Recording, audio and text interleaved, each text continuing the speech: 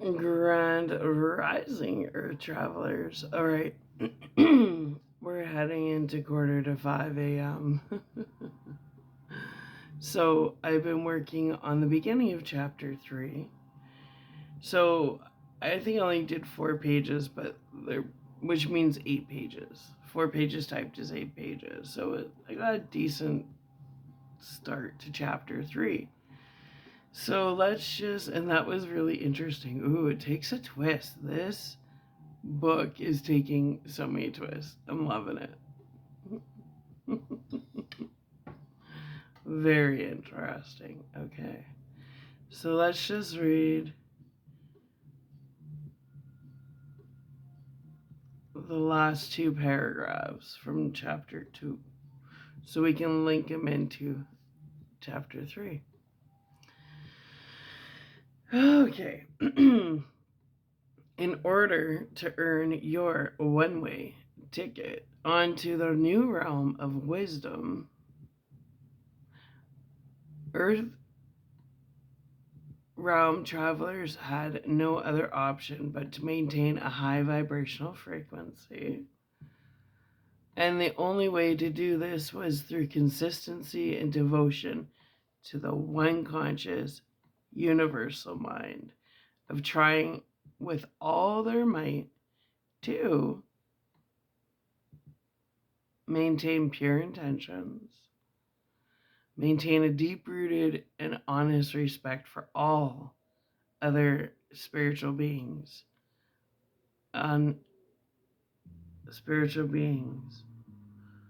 on an earth realm mission for the soul tribe brothers and sisters. We actually are all puzzle pieces of one creation, each of us serving as a cornerstone. All spiritual beings enduring a physical experience, each a connected thread, vastness of oneness and unity amongst all beneath a fresh new sky over a newly birthed realm named wisdom. A reconstructed, a fluid and flexible, a breathable tapestry, replacing the old world's confines, offered under the in the process of going extinct earth realm firmament, here in the new world, the newly birthed realm of wisdom. Pure and divinely created, rebirth was a realm filled with purity of spirit, the realm of wisdom, the only realm in existence with an ancient purple lilac tree, breathable canopy, the only realm in existence with an ancient purple lilac tree, breathable canopy, structured tapestry, with the sole purpose of spreading amongst all, with each inhalation, breath by breath. Love-filled matter, all wisdom realm travelers, to breathe is the only lifeline needed. A blanket of love so dense, it blanketed and shielded over the entirety of the newly birthed realm of wisdom like a well-calibrated and oiled machine. Okay.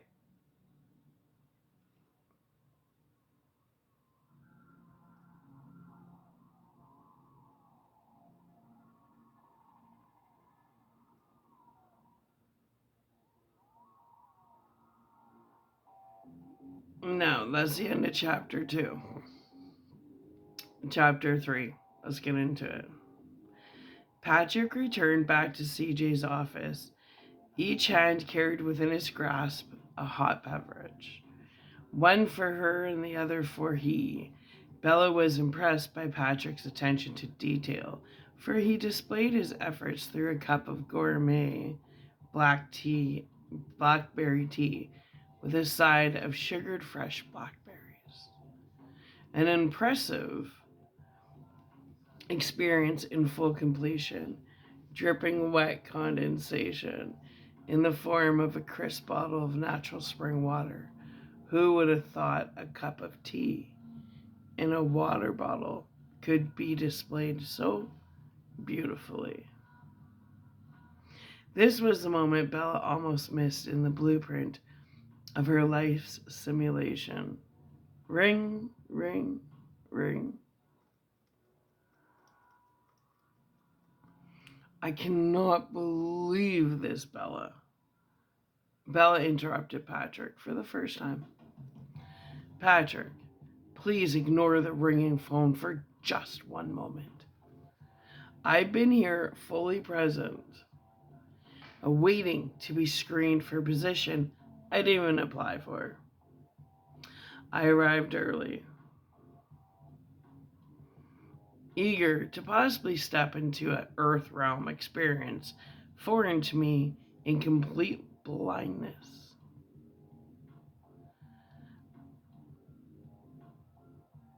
I was served a hot cup of fuck you. You're not worthy to have a seat at our family at next year's country club New Year's Eve party. We have no room in our family, or we have no room in our hive for your kind.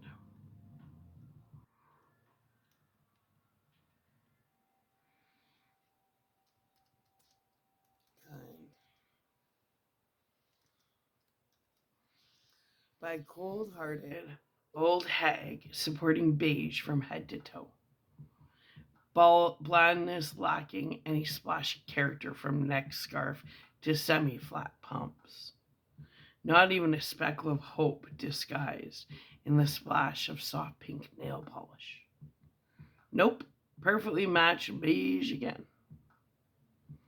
I was served a cup of fuck you.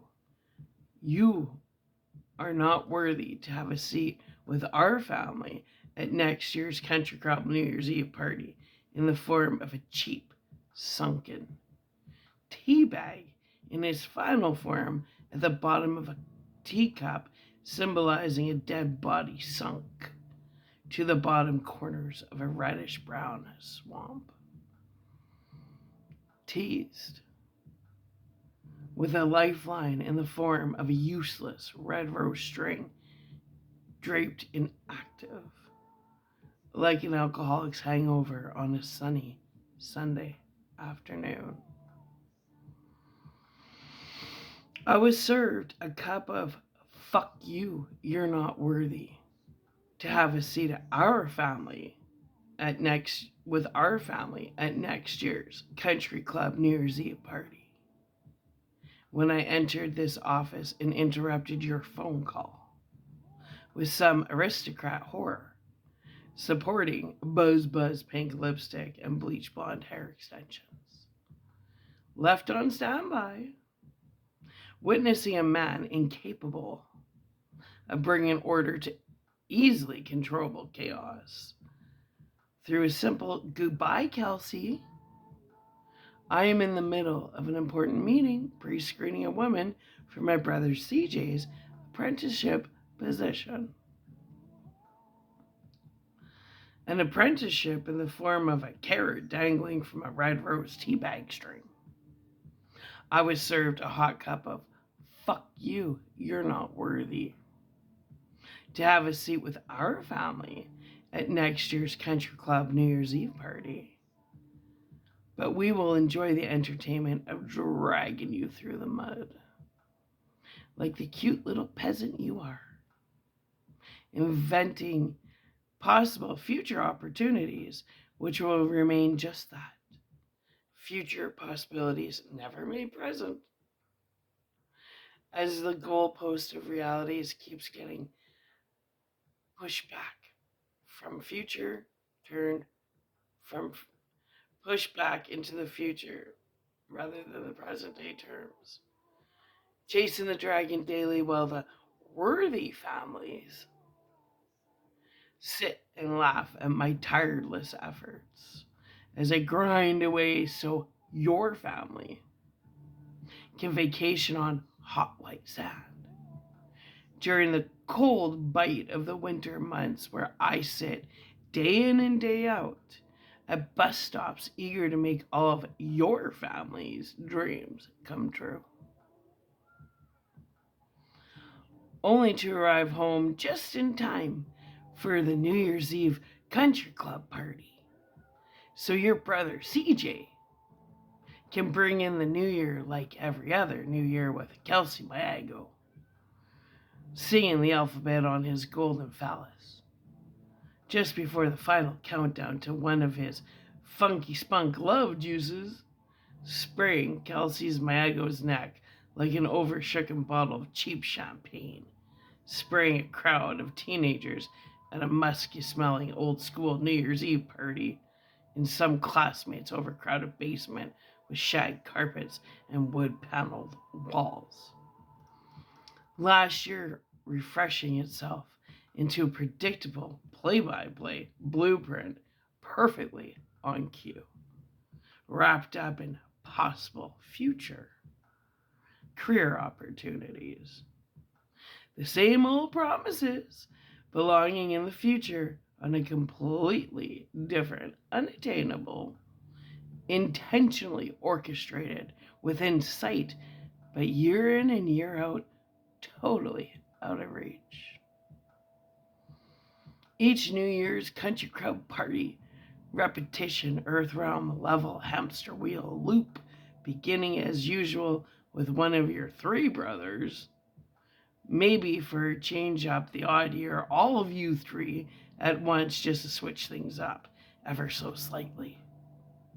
Depending on whether Kelsey Mago was in need of some exotic new party favored drug only one of you three brothers had exclusive access to, or if she was in need of a fans only advancement earned through the hard work performed in the same old coat closet. Then the never gets old funky spunky pearl necklace. New Year's Eve countdown to brotherly love juices, filling the air with empty promises. The never gets old New Year's Eve coat room pearl necklace, marking the beginning of yet another 365-day loop of last year's old blueprint. Handmade gifts are always worth more than store-bought gifts. Kelsey convinces herself as a warm and salty gravy consistency pearl necklace is glazed upon her tits and neck just beneath the cliffs of her chin implants in the starving sunken caverns of her sunken in more this year opposed to last year's Ozempic advertising neck. And throat chiseled jawline supporting those overglazed buzz pink, freshly injected duck lips. A couple of $100 lip filler investment supported like another non-playable character accessory. However, the true magical buzz pink lipstick was in its silky lubricating glides across one of you three brothers' microphones disguised in human flesh phalluses. Little one celebrating Kelsey Mayago, singing away on only one main objective personal gain like a professional opportunist, securing a seat in the closet proximity to the new money family fortune. Just another sleazy aristocrat's daughter, a blonde bimbo hiding her dirty nature behind the glistening and glowing of diamonds and gold, purchased on the backs of hard working class heroes, shit upon like human cattle. Useless peasants, in the form of a perfectly contained, pushed to the bottom, caged in, and controlled teabag from the above powers at B, checking in on their pet ants. Science experiment every now and then. the sunken tea bag symbolizing promised freedom, yet to arrive in future tomorrow timelines, which never ever do come, imprinting the false image of sought freedom in the form of a little more ass kissing here and a little more ass kissing there, working overtime on weekends just to earn another cup of exotic loose tea served with the alternative option of fresh berries over 3 carefully selected sugar cubes. Reprogramming your programmable self through self-inflicted soul deprivation year after year. A human battery energy source being drained, one crinkled up sugar packet at a time, provided by Miss Karen and her ice queen gatekeeping role on the earth stage, perfected over so many years of devotion to her craft and practice of performance and mask wearing. She played her role on the world stage so well, she was able to convince herself her efforts were somehow making the earth realm a better place for all living beings. Yeah, okay. The cookie cutter example of a cold, hidden heart under a bland beige, overpriced pantsuit. A hive-minded crew of entitled, non-playable characters, and their silky, gliding, lubricated duck lips used as dual-purpose tools. Barbie sucking off Ken in the coat rooms of old rich men's estates during the coldest of winter months, while I sit freezing my ass off at bus stops, eagerly awaiting all opportunities for your family gives me to make all of your dreams come true. Through my hard work, my devotion, my belief in an imaginary world of promises kept, rather than year in and year out of years filled with promises broken. Like smoke dissipating into the thin air, no trace of any promise ever kept. Get back, you delusional peasant. You bottom feeders are designed to remain on the bottom as battery sources for us, shareholders. Any other promised opportunities in our family businesses are forgotten the moment the promise leaves our lips for any fools trusting in our promises. Get with the script, you peasant. Know your place, you peasant. Spots with spots and stripes with stripes. Human cattle is human cattle. We were raised to never play with our food. Us, hive-minded country club members. Know our place, even though our mansions are made out of cards. The only thing in concern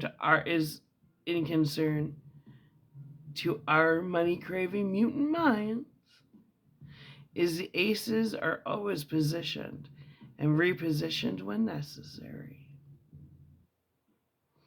Just a bunch of liars, thieves, and opportunists whose acting position remain unauthentic, disloyal to the uniqueness the Lord Most High fine crafted within them intentionally, individually, with purpose. Over time, one by one, the sellouts landed their permanent B-rated movie characters on the Earth Realm stage, like the little bought and paid for non-playable characters whom signed NDAs, non-disclosure agreements. Yeah. Selling their soul, shape-shifting performances displayed upon the command of a 4'11" mutant hiding in an Earth vessel named Karen. An old hag supporting the self-appointed role as the self-invented grand shape-shifting puppeteer beige supporting, shape shifting, reincarnated little Napoleon Dynamite. Little Napoleon, like the little French fucker? Yeah. Carefully curated theatrical positions of self appointed, invented importance, positions in their theater or otherwise referred to as the family estate.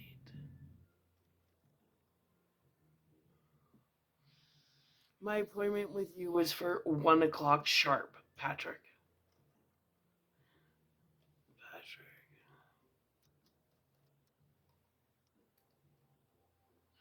Your mother, Karen, explained to me when she called me to set up the interview.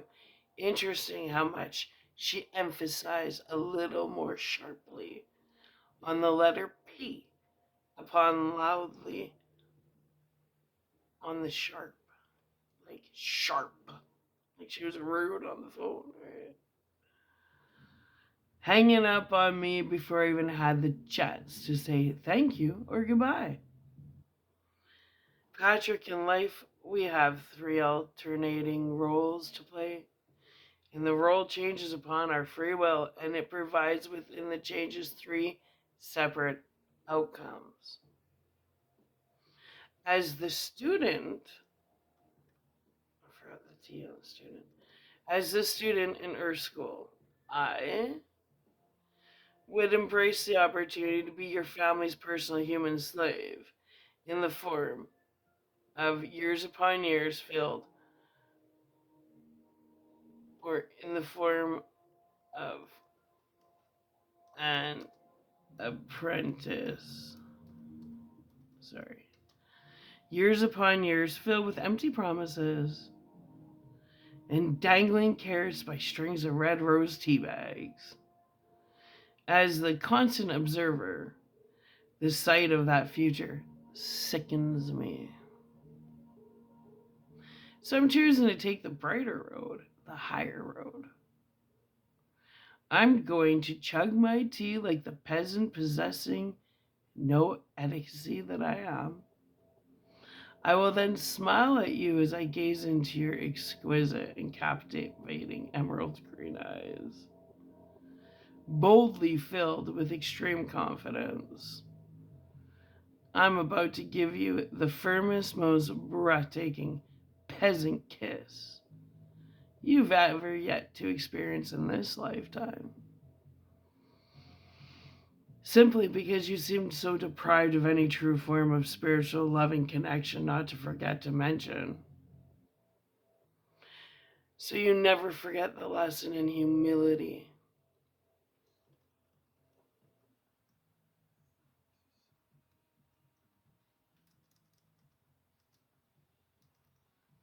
I'm supplying upon you. More so my pure entertainment, more so for my pure entertainment and personal satisfaction to piss your beige supporting cold hearted bitch of a mother Karen off before I know because I know she's watching this interview very closely through several angled, hidden cameras before I walk humbly out of your brother CJ's office with absolutely no intentions to ever see you again except for on the cover of some business magazine one day when I find myself one day in the future when I find myself glancing through, what was it saying? Karen off because I know she's watching this interview very closely through several angled hidden cameras before I walk humbly out of your brother CJ's office with absolutely no intention to ever see you again except for on the cover of some business magazine one day in the future.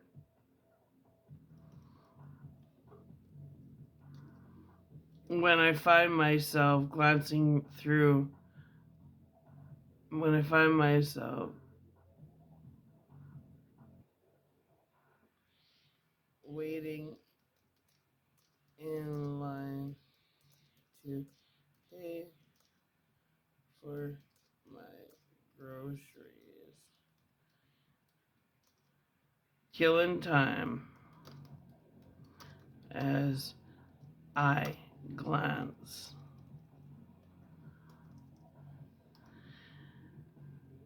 through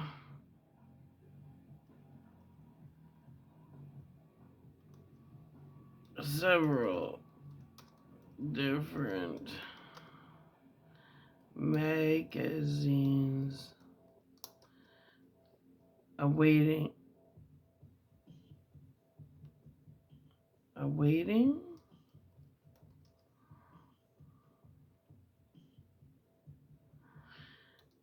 and standing in the grocery store lineup. Goodbye, Patrick. I sincerely wish you much joy and happiness throughout your successful future, and may all of your future children be rich as your family evolves from new money to old money as one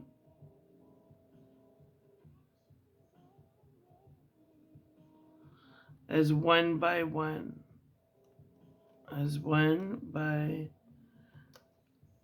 one, you sell your souls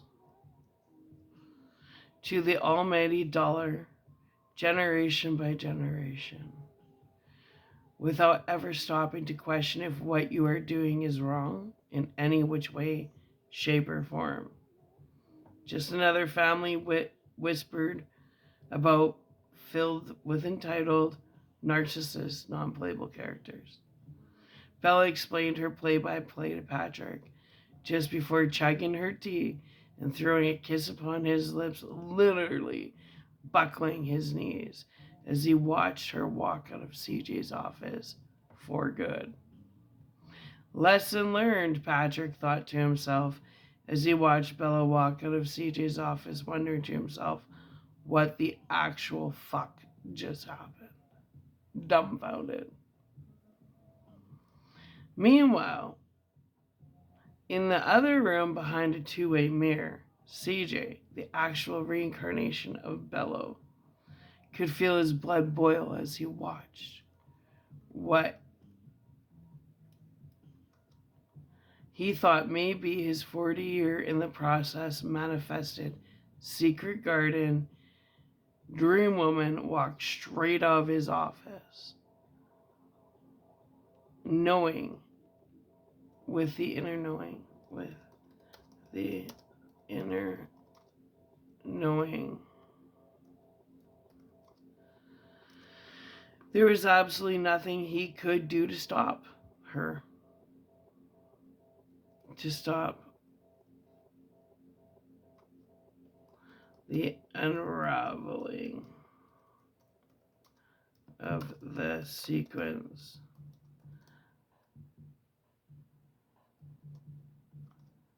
of destiny's orchestrated future events. What's going to happen, right? Which is kind of because you don't mix work with pleasure. So if they're going to come together, they shouldn't work together. That's kind of the point. And if they're going to come together, it will be through destiny. Because you got to be on equal levels. She can't be beneath them. But he held on to the glimpse of hope. His belief in destiny would reveal itself one way or another. It was a risk, but running after a beautiful stranger professing your undying love to them seemed a hell of a lot more riskier. Time would tell as CJ left it all in the air and composed himself to avoid beating the living shit out of Patrick for fucking up any chance he had at bringing in Bella for his second interview the following week.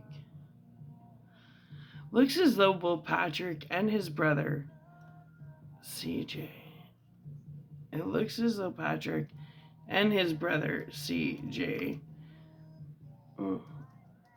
And his brother CJ both got humbled.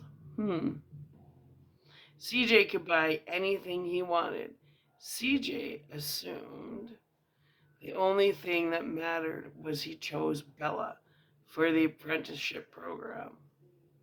Never did CJ ever question if Bella even wanted to be chosen.